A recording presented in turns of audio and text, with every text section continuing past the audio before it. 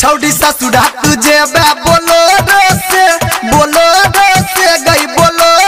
से मालनी मन पटई बैगे तोरो से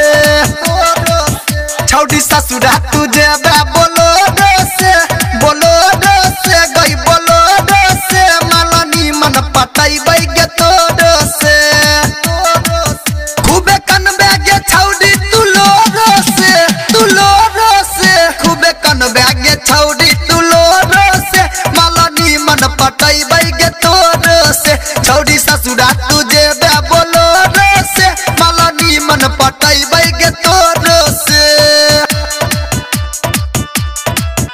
मालनी मन पटई बैगे तोरो से। अभी आप सुन रहे हैं सूर्या रिकॉर्डिंग स्टूडियो भगवतीपुर से। कमी ने छै गे दुनिया में माल के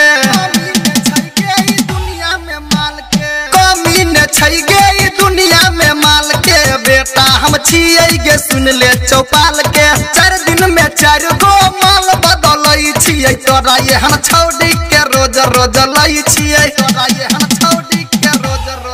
पटेबै दोसर गे चुमा लेबै ठोरो से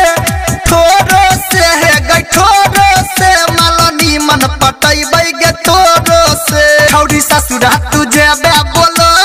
से मालनी मन पटैबै गे तोरो से।